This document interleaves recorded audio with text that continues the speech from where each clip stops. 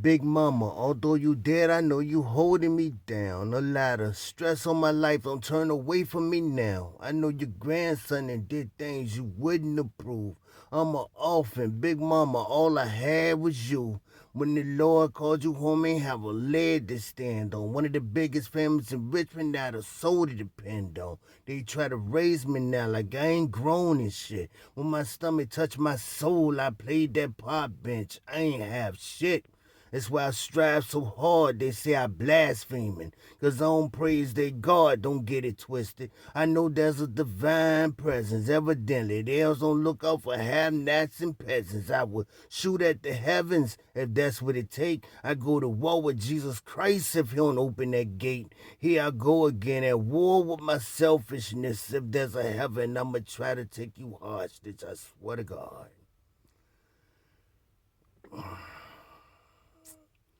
My grandmama raised me, so I was raised by an older woman who herself was raised by an older woman. Her grandmama raised her. In a lot of ways, I think when she saw me in my ordeal, 2, almost 3, mother on alcohol, daddy running around the streets clueless as to his responsibilities as a man, and he was dealing with his situations, you know, being raised the way he was raised. All I had was my grandmama. I never forget the day that I went to stay with my mama, my grandmama. I was my sister and I, as we often did, stayed the night with my godmother, a lady, may she rest in peace, Eula May. Eula May was that type of woman that she had a heart of gold, and whatever she could do, she would do it, you know. And Eula May allowed my mother to leave me and my sister with her. And she done her best to take care of us with what little she had. She had a house full of grown-ups, eating up everything. So I never forget it. I wake up one morning, I'm hungry, and I have an extraordinary memory. I'm about 2-ish, but I have an extraordinary memory. I just feel like it's what God gave me. God want me to tell my story. So I wake up and I'm hungry, and my sister and I, we downstairs in the kitchen, and all Miss Eula May had to eat was some eggs, and I don't eat eggs. The smell of eggs, I don't know if I'm allergic to them or not, but it's the smell of them just do something to my stomach, make me earl. So I remember my sister, she would not eat her eggs because her brother didn't have nothing to eat. And because I didn't have anything to eat, she didn't eat. But she grabbed me by my hand. And for those of you who live in the Richmond area or familiar with Richmond, VA, um, this part I'm about to tell you, just walk with me, and you understand the distance.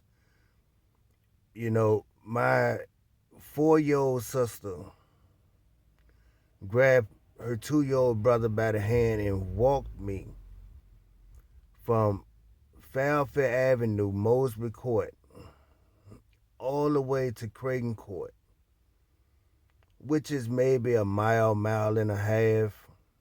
But for a 4-year-old to make that journey, that's deep. But we were survivors. Growing up the way we did, we knew how to survive. My children, and I'm not speaking down on them. I at 6 or 7 years old, I don't trust them to cross the street.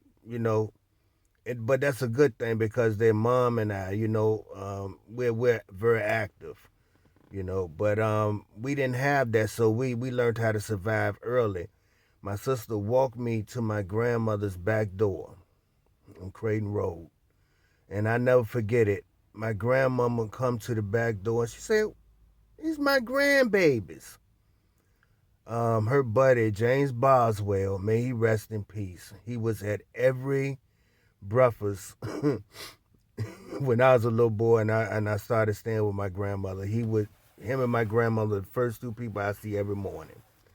He's sitting at the table talking. He had a crush on my grandmother, and she knew it. I don't think she ever let him get on with her, but she enjoyed the company, and she come to the back door and she look around. Who y'all? How y'all get here? Who with you? And my sister tell her, we hungry. She called my grandmama also, even though we have different fathers, and my grandmama brought us in and fed us, and I'm not absolutely sure if that's the day I started staying with my grandmother, but I have no more memory of being with my mother after that day.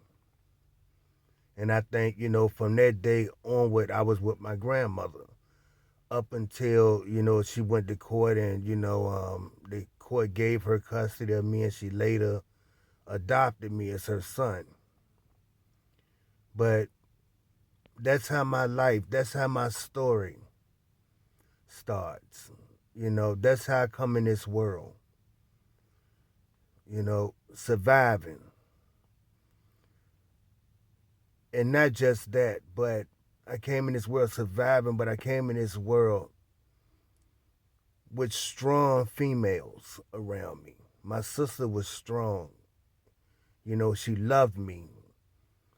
And even to this day, we're not as close as I would like for us to be.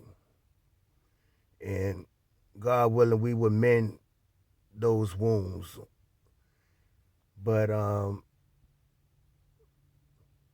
my sister loved me so much that she would not eat unless her brother had something to eat. And she took me where she knew I could eat.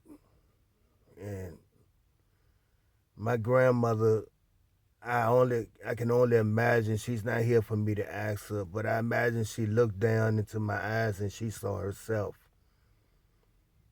when she was a child, because our upbringing is very similar. I believe her mother had a drinking problem as well, and her grandmother, stepped up and took custody of her. But that's where my journey starts. My grandma loved me. Peace.